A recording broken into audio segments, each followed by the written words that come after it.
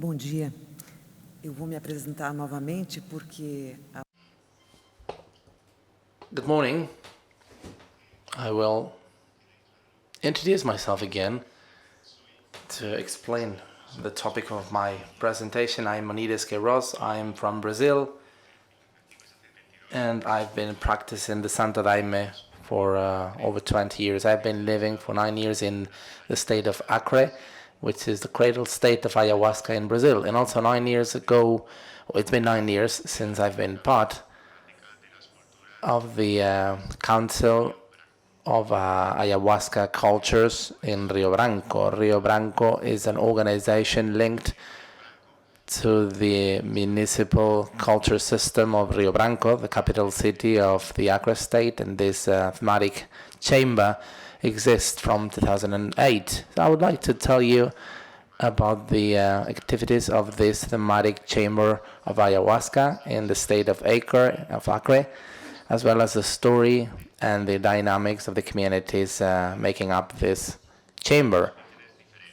These communities have different origins we need to talk about. Within the thematic chamber, we call them original communities. So those would be the indigenous communities dating back centuries or even millennia.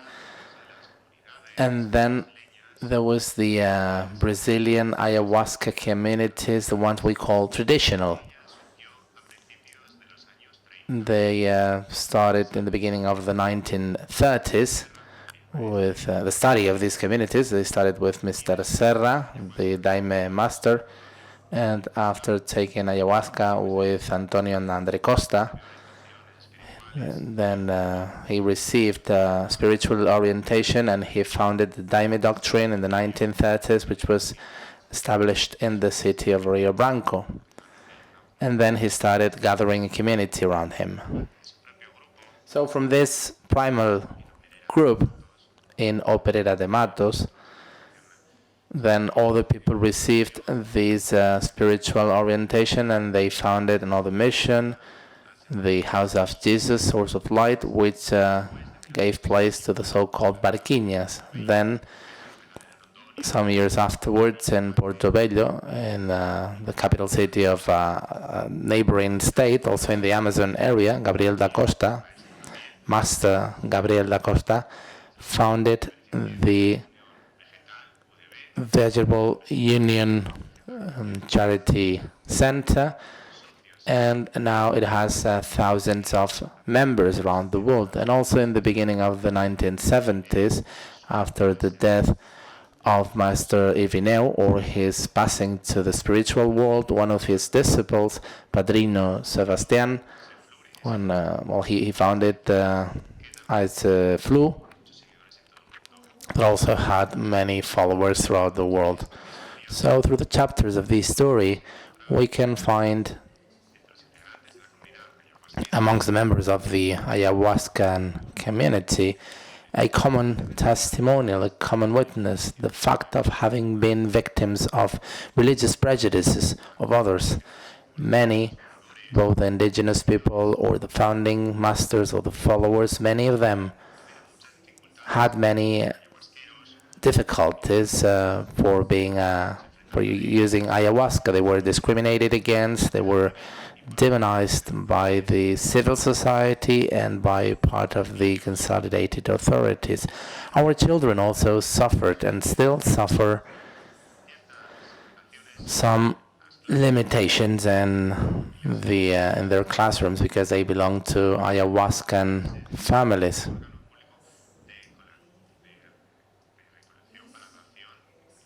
And also the public organ for recollection in Rio Branco was also discriminated against.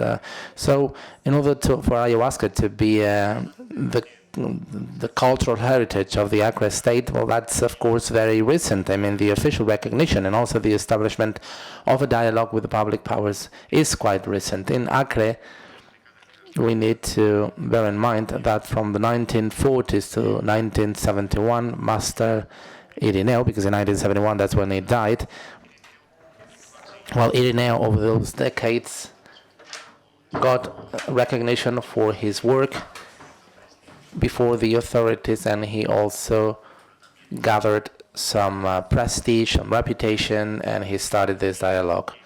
A responsible use of this drink and the appropriate behavior of the followers were definitely the indicators that had an influence years later in the official decisions regarding the legalization of the drink, and these processes have been strengthened by the actions of the ayahuasca thematic chamber.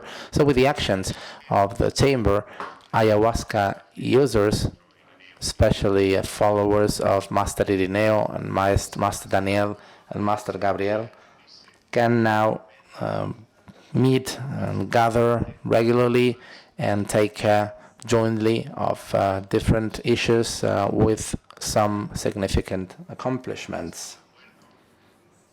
The basis for the agreement between these groups were the common ethical procedures adopted in this joint document they signed in 1991 to standardize the use of ayahuasca in Brazil with the Federal Council and the International Drug Council, drug agencies.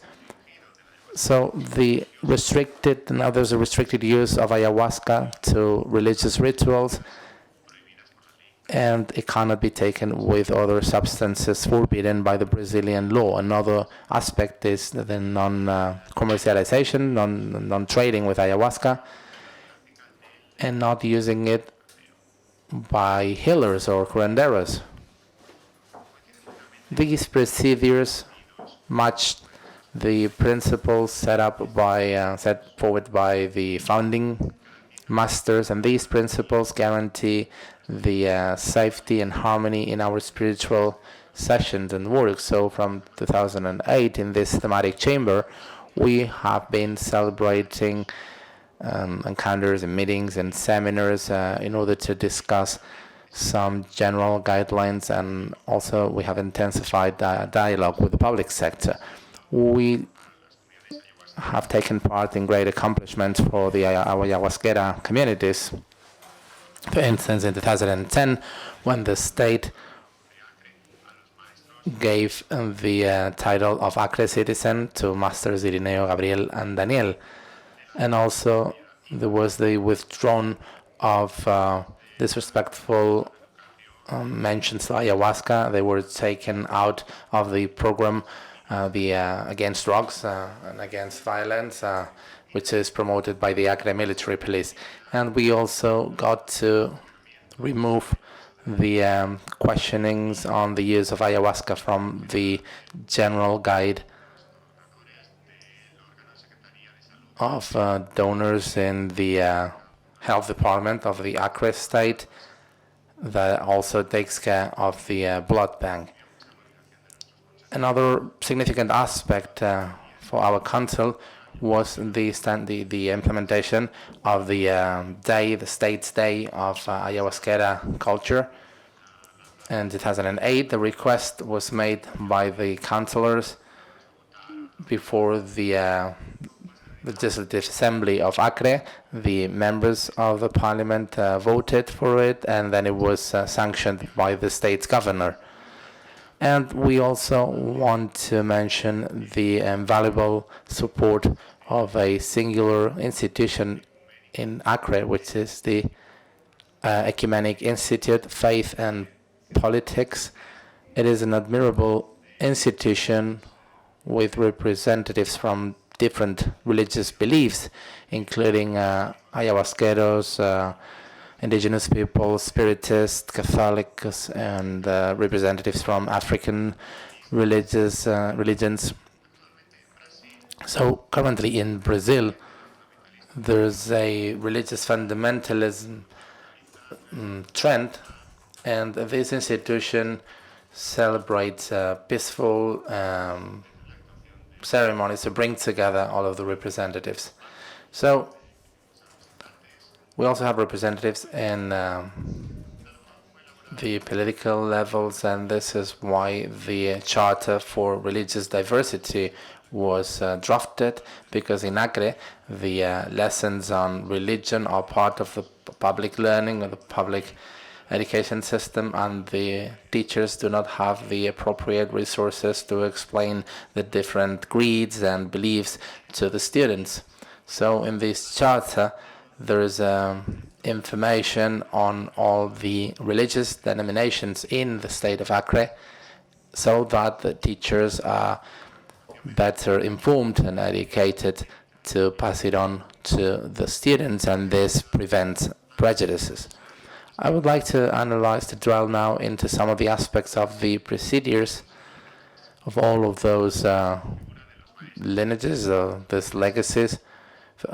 First of all, the figure of the masters as a spiritual figure. We understand that our masters are beings of light, are illuminated beings that came down to the face of earth to found these spiritual schools, so that we know how to improve from a spiritual perspective. And we also believe that when they pass on to the spiritual plane, they still guide us from there in our path. And we also have something in common, which is the drink, the ayahuasca, which is a sacrament for us that we use as an expansion vehicle for our conscience.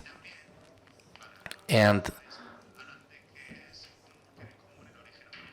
also, historians say that the founding masters have a common origin. Irineo, Daniel, and Gabriel, they came from the northeast of Brazil, and they settled in the Amazon region, which is a geographically isolated region with a low population density. And also, since they settled there, well, at that time, the state structure was not present there to support the population, and these masters found these populations and these followers, which were poor people, underprivileged people with lack of resources, mainly material resources. So they started to provide for all these communities. They would give them not just the spiritual support, but also some material support. And also, within this joint growth, we have the growing of the plant and the brewing of the tea. It is also our right, and it is also our spiritual and environmental duty to grow the plants necessary for the production of ayahuasca, and we are also responsible for the ritual preparation of our sacred drink, or our sacramental drink. And these spiritual schools, we all follow the doctrine, which is the spiritual instruction. It is what Buddhists call Dharma, the divine law. So it is the teachings of how should we develop in life in a harmonious way to obtain both collective and individual benefits. And this doctrine, this spiritual doctrine, is passed on telepathically and orally through hymns and calls and psalms. And we also use the rituals based on the freedom of every person that understand the basic principles of these spiritual schools, and they want to take part there. So these individuals start using the uniform of each school, and this shows that they abide by the specific rules of that school. So the clothing means that we recognize a superior power, which is almighty and above us.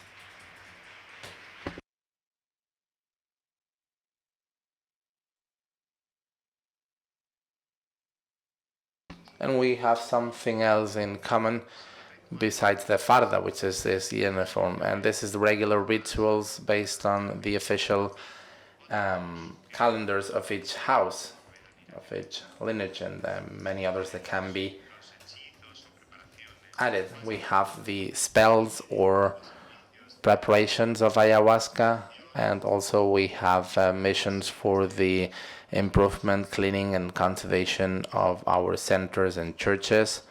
We grow the plants, also gardens, and we tend the gardens, and we also clean toilets and many other things that are under our responsibility. And we also promote open events for fundraising and for resource gathering, and also to provide services to the community. And besides all of those services, which are common for all lineages and for all houses, then they also have specific works. And so they all have the opportunity to present and discover their own talents. So you might be wondering what they get from out of this responsibility, out of this work. And my answer would be, what do we get from all of this? Well, the first factor we need to take into account is health, physical health, spiritual health, emotional health, so holistic health. We all have this experience. Yesterday we were listening to many stories on health, for instance, in the on the biological level or the mental level, and we heard to these very significant and genuine stories we can also relate to in our lives, and this is very usual. Health is one of the main gains we get from a continuous use of ayahuasca within the ayahuasca communities. And I can also tell you, as a personal experience,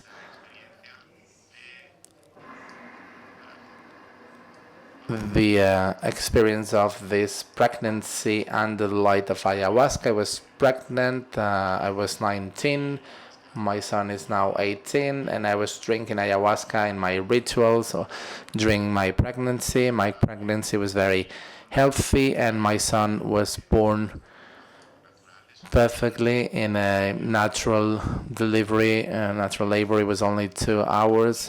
His health rate was very high. He was breastfeeding for over 2 years, and he grew as a healthy child. He's still a healthy child, and not only him, but all the children and young people in traditional ayahuasca communities.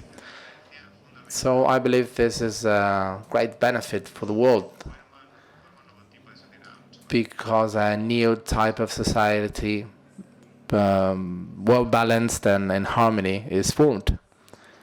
And also with the disciples, we have this feeling of belonging and unity and identity. One of the main psychological symptoms of our era is the depression. The World Health Organization said there's over 300 million people with depression throughout the world with mental disorders, and that the number only goes up. It's huge, especially in large cities, with the incentives to consumerism and these feelings of individuality and growing egocentric practices, and people feel strange from others and from nature and from themselves.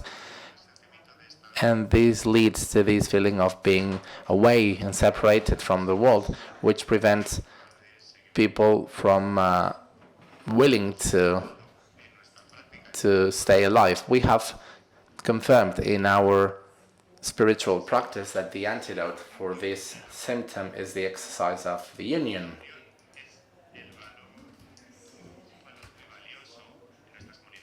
Union is a very significant value in our communities and doctrines. All masters talk about the union, and the union is indeed a very relevant exercise. It is as deep and profound that even one of these lineages I'm telling you about has its name in it. It is the vegetable union, because Master Gabriel put it in the name of the lineage. And talking about vegetables and plants and union, I want to talk about the jungle. The jungle is a perfect example of union, and there's so many systems there overlapping and communicating to each other, exchanging information. And for us, it is a profound example of harmonization and union. And this is why it is surprising that it leads to so much beauty, so much life, and so much healing. So this helps overcoming the feeling of isolation in ayahuasca communities, because we strengthen our links, our bonds. We are a family. We support each other, especially in the most difficult times.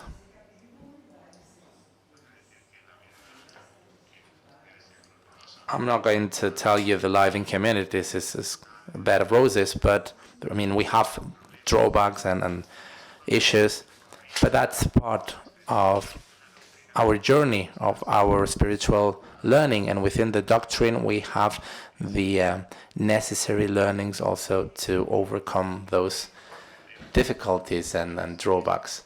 And we also learn our responsibilities, and this gives us a feeling of power, which is not a selfish power, but a legitimate one that feeds us, and we learn to receive and to give also. And in this way, to finish up what we learn in our communities with the guidance of our masters, what we learn, we take it with us home and wherever we go. We believe the world could be a better place for everyone. Thank you very much for your attention.